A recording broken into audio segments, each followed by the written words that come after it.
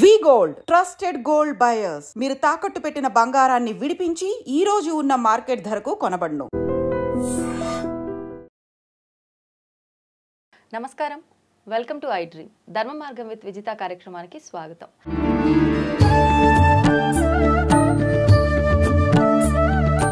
ప్రస్తుతం మనతో పాటు ఉన్నారు ప్రముఖ జ్యోతిష పండితులు ఆధ్యాత్మికవేత్త సుభాష్ శర్మ గారు. ఇప్పుడు వారితో మాట్లాడదాం. నమస్కారం గురుగారు. శ్రీమాత్రే నమః. గురుగారు, మనం ప్రస్తుతం చూస్తున్నాం ఒక వార్త.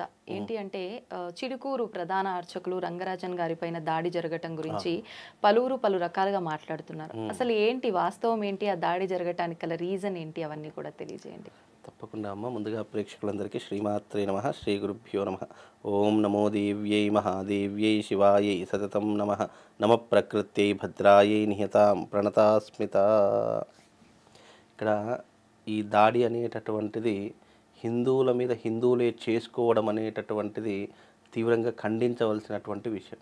మన మీద ఎవరైనా దాడి చేస్తే మనం దాడిని ప్రతి దాడి చేసుకోవాలే తప్ప మన మీద మనమే దాడి చేసుకొని ఎదుటి వారికి చులకన కావడం అనేటటువంటిది మన హిందుత్వంలో ఉన్నటువంటి చాలా బాధాకరమైనటువంటి విషయం. అందులోనూ ఒక మహోన్నతమైనటువంటి వ్యక్తి, హిందూ ధర్మం కోసం పోరాడేటటువంటి వ్యక్తి, ఎంతో సున్నితమైనటువంటి వ్యక్తి. వ్యక్తిగతంగా ఎలాగైనా ఉండండి, మనకు సంబంధం లేదు. కాకపోతే ఏంటంటే ఒక అర్చకుడి మీద దాడి జరగడం అనేటటువంటి తీవ్రంగా ఖండించవలసినటువంటి అంశం.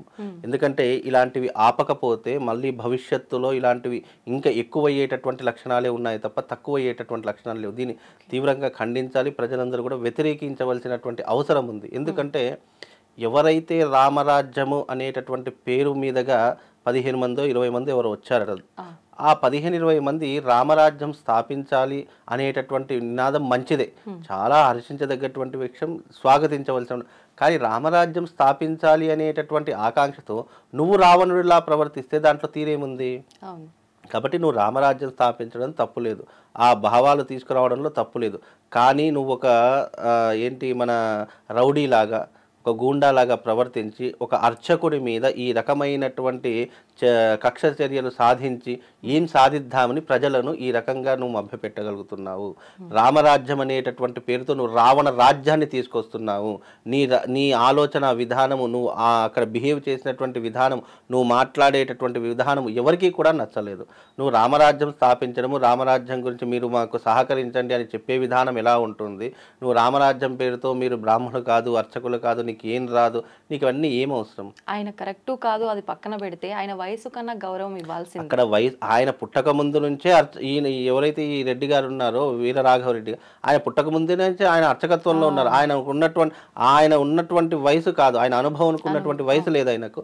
అలాంటి వ్యక్తిని కాళ్ళ దగ్గర కూర్చోబెట్టడము, ఆయన పైన చేయి చేసుకోవడము, వాళ్ళ అబ్బాయి మీద కూడా చేయి చేసుకోవడము, ఇదంతా కూడా ఏంటంటే రౌడీ రాజ్యము అని అంటాము దీన్ని. ఇలాంటి చర్యలు ఎలా ఉంటాయంటే ఒక ఉగ్రవాద చర్యల్లాగా ఉంటాయి. ఒక ఉగ్రవాద చర్యలతో పాటు వీళ్ళ యొక్క ఆలోచన శైలి ఏంటంటే ఈజీ మనీకి అలవాటు పడిపోయారని కూడా చెప్పొచ్చు. ఎందుకంటే వాళ్ళు చెప్తున్నటువంటి విధానం ఎలా ఉంది అని అంటే, మీ దగ్గర ఉన్నటువంటి ఎవరైతే విఐపీస్ ఉన్నారో వాళ్ళకు మన రామరాజ్యం గురించి చెప్పండి, మన వ్యవస్థ గురించి చెప్పండి, వాళ్ళ యొక్క కాంటాక్ట్స్ మాకు ఇవ్వండి, మేము అప్రోచ్ అవుతాము, వాళ్ళ దగ్గర నుంచి డబ్బులు సేకరించి మన రామరాజ్యాన్ని మళ్ళీ బలోపేతం చేద్దాము, మీరు రామరాజ్యం గురించి నలుమూలలు చెప్పాలి అని చెప్పి ఇలా భయభ్రాంతులు చేసి బలవంతంగా చెప్పించడం అనేటటువంటిది మూర్ఖత్వం. ఆయన కూడా మన హిందువే, ఆయన హిందుత్వం గురించి పోరాడినటువంటి విధానాలు కానివ్వండి, ఆయన మాట్లాడేటటువంటి విధానాలు కానివ్వండి, ప్రతిదీ కూడా ఆయన ఒకటే అని చెప్తారు, నేను వెంకటేశ్వర స్వామి సేవకుడిని. కాబట్టి ఏదైనా కూడా ఆయన అడుగుజాడల్లో నడుస్తానని చెప్పేసి ఆయన క్లియర్ కట్గా చెప్తున్నారు. రామరాజ్యము స్థాపించడం అనేటటువంటిది ఇప్పుడున్నటువంటి దాంట్లో అసంభవమని అని చెప్పారు. అది సాధ్యపడదు. ఎందుకంటే నువ్వు రామరాజ్యం స్థాపించాలంటే అలనాటి శాసనాలు ఇప్పుడు రాజ్యాంగంలో చెల్లవు కదా. అప్పుడు నేను చేసినటువంటి రామరాజ్యంలో ఉన్నటువంటి వ్యవహారాలు కానివ్వండి, రాజ్యాంగబద్ధమైనటువంటివి కానివ్వండి, వ్యవహార శైలి కానీ ఇప్పుడు చేస్తానంటే కుదురుతుందా? కుదరదు కదా. త్రేతాయుగం ఎక్కడ, కలియుగం ఎక్కడ? కలియుగంలో ఎప్పుడైనా కూడా రామరాజ్యం కాదు, రావణ రాజ్యమే అని చెప్పాలి. ఎందుకంటే ఇక్కడ జరిగేటివన్నీ కూడా మనం కంటితో చూస్తున్నాం. దుర్మార్గపు ఆలోచనలు కానివ్వండి, ఎన్నో రకాలైనటువంటి విధానాలు కానివ్వండి, ప్రొద్దున లేస్తే గొడవలతోనే మొదలవుతుంది అంతా కూడా. అంటే ఇక్కడ కావద్దు అని కోరుకుంటాము, కానీ అయ్యే తీరుతాయి. ఎందుకంటే ఇది కలియుగము. కలి ఎప్పుడైనా మనిషి యొక్క లోభత్వాన్నే చూస్తూ ఉంటాడు. కాబట్టి ఇక్కడ రంగరాజన్ గారి పైన జరిగినటువంటి దాడి మాత్రం తీవ్రంగా ఖండించవలసినటువంటి విషయం. ఆయన ఒక అర్చకుడు, స్వామివారి యొక్క సేవ చేసుకునేటటువంటి వాడు.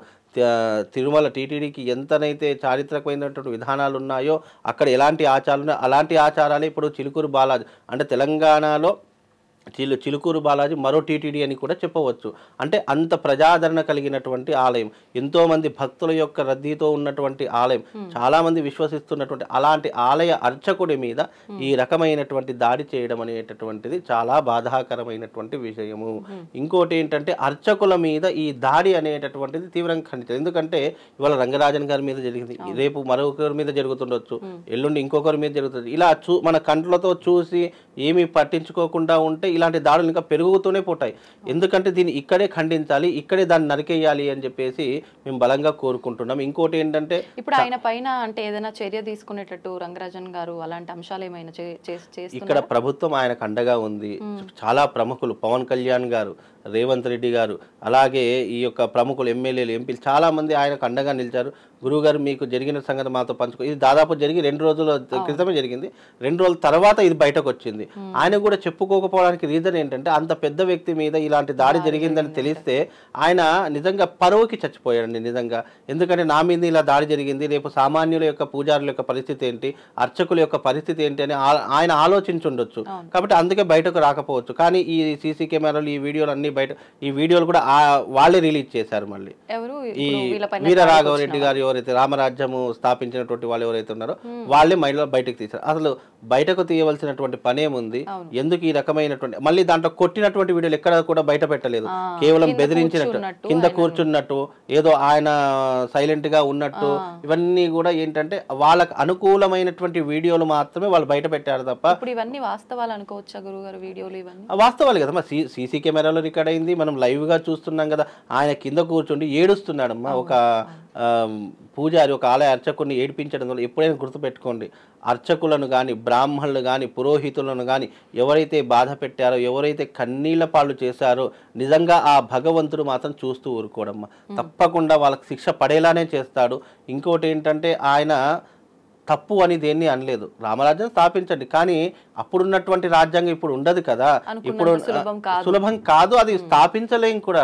ఎందుకు అంటే ఇప్పుడున్నటువంటి వ్యవహార శైలి కానివ్వండి, ఇప్పుడున్నటువంటి కాల పరిస్థితులు కానివ్వండి, అనేక రకాలుగా మార్పు చెందుకుంటుంది. కృతయుగం ఉన్నట్టు త్రేతాయుగం ఉండదు, త్రేతాయుగం ఉన్నట్టు ద్వాపర యుగం లేదు, ద్వాపర యుగం ఉన్నట్టు కలియుగం లేదు.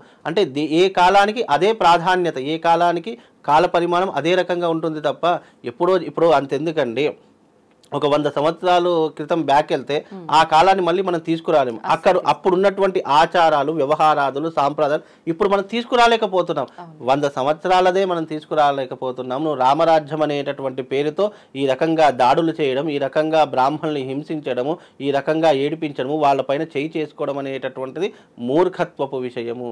కనుక దీనిని ఖండించవలసినటువంటి అంశము ప్రతి ఒక్క హిందువు మీద ఉంది. నువ్వు ఒక అర్చకుడి దగ్గరికి వెళ్ళినప్పుడు నువ్వు ఏ రకంగా సంబోధించాలంటే, ఏ రకంగా మాట్లాడాలి, ఏ రకంగా అర్థించాలి. గురువుగారు ఇట్లా రామరాజ్యం అనేటువంటి స్థాపిస్తున్నామండి, దీనికి ఎలాంటి చర్యలు తీసుకుంటే బాగుంటుంది, ఎలాంటి పద్ధతులు పాటిస్తే ఈ రకంగా అడగడం ఎలా ఉంటుంది? లేదు నువ్వు కింద కూర్చోబెట్టి చేయి చేసుకొని నువ్వు రావాలి, లేకపోతే నీ ప్రాణాలు తీస్తాము, లేదంటే నేను చంపేస్తాము, లేదంటే ఈ రకంగా నిన్ను బ్రతకనివ్వు అని ఇలా భయపెట్టడం ఎలా ఉంటుంది?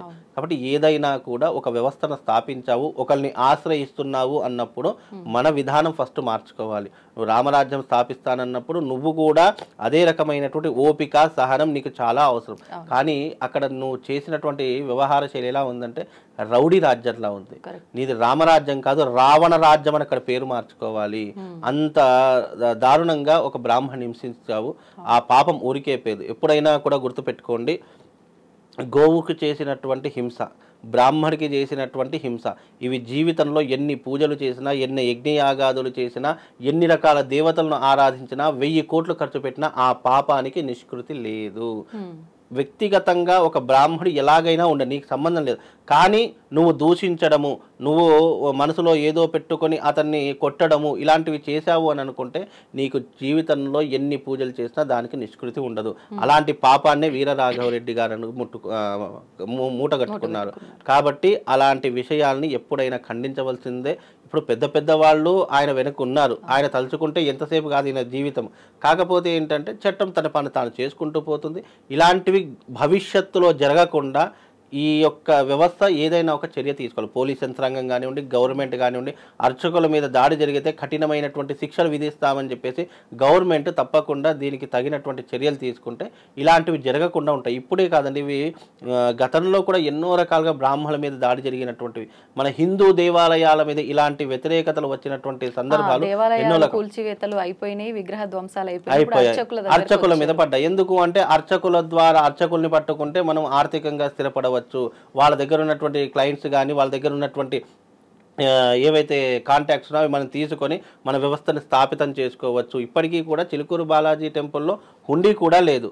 అంటే అక్కడ నడుస్తున్నటువంటి వ్యవస్థ ఏదైతే ఉంటుందో ధార్మికమైనటువంటి వ్యవస్థగా నడుస్తుంది. ఎంతోమంది భక్తులు విశ్వాసంతో వెళ్తున్నటువంటి క్షేత్రము.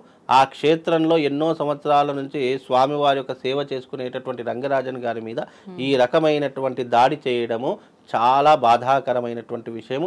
ఈ యొక్క విషయాన్ని ఆ స్వామివారు కూడా చూస్తూ ఊరుకోరు. వాళ్ళకు తప్పకుండా కఠిన చర్యలు పడతాయి. కాబట్టి దీన్ని తీవ్రంగా ఖండిస్తున్నామండి మేమైతే. అంటే నిత్యం పూజలు చేసుకునే అర్చకులకే ఇక్కడ సెక్యూరిటీ లేదు నిజంగా.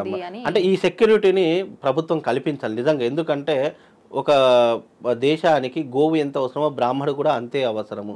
అలాంటి బ్రాహ్మణుల మీద ఇలాంటి దాడులు జరుగుతున్నా ప్రభుత్వం చూస్తూ ఊరుకుంటుంది అంటే అది ప్రభుత్వం యొక్క నిర్లక్ష్యం కావచ్చు.